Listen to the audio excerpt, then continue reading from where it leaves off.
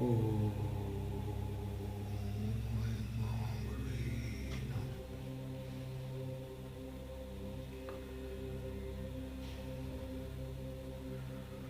अन्न जो हम लोग आहार के रूप में लेते हैं वो अगर सात्विक होता है तो पंचभूत तत्वों के रूप में जो अन्न है उसका गुण हमारे शरीर में प्रभावी हो जाता है। अगर अन्न सात्विक नहीं है तो वही पंचभूत तत्व में लिया गया अन्न के जो दोष हैं वो हमारे शरीर में प्रभावित हो जाते हैं। इसलिए कहा गया है कि स्वस्थ शरीर में ही स्वस्थ मन का निवास होता है। स्वस्थ शरीर के लिए आहार स्वस्थ होना आवश्यक है। और ये अन्न जो हम आहार के रूप में लेते हैं ये शरीर में प्रदान करता है क्या क्या, इस पर थोड़ा विचार कर लें। जो अन्न हम लोग खाते हैं उसका पाचन होता है, तो पाचन के उपरांत ये रस बन जाता है। रस शरीर में प्रवाहित होता है नसों के द्वारा और ये मांस बना लेता है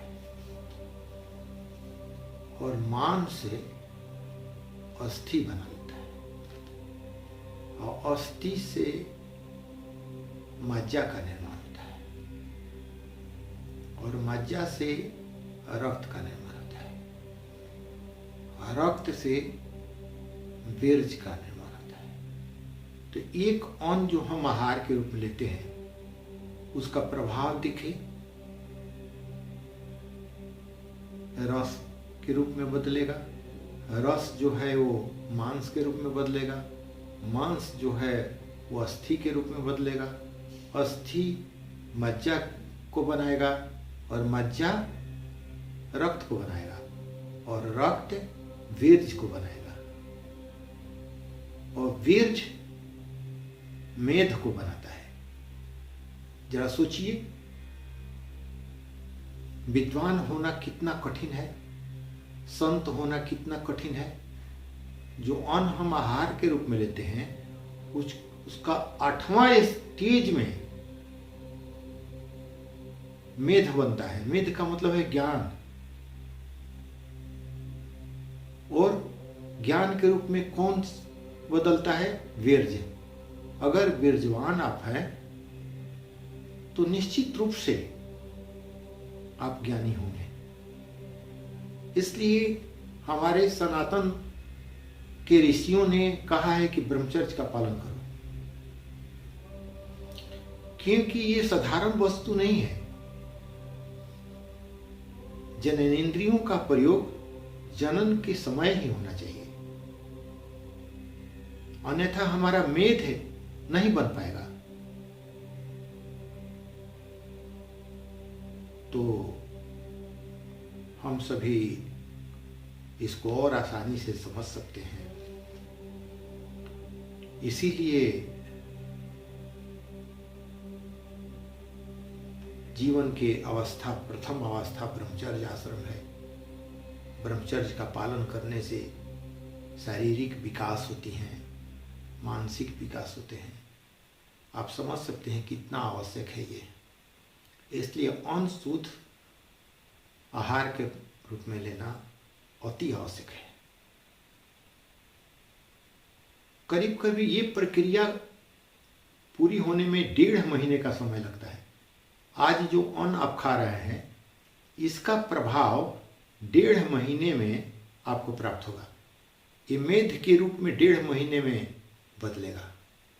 मेध बनने के पहले ही अगर बीर्ज निकल गया शरीर से तो मेध बनेगा ही नहीं। आप याद करें, रटें, भूल जाएंगे।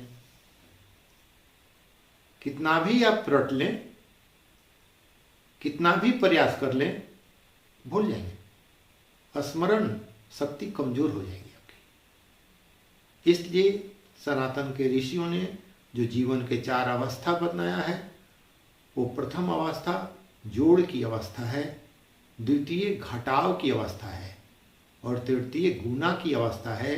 फिर गुना के माध्यम से ब्रह्मचर्य का पालन करके फिर आपको अपनी शक्ति और मेध को बढ़ाना है और उस मेध को, उस ज्ञान को अंतिम में संन्यास आश्रम में वितरित कर देना है। भाग के माध्यम से आपके ज्ञान पर हर एक जीवों का, हर एक लोगों का अधिकार है। इसलिए बांटते हुए अपने शरीर का त्याग करें।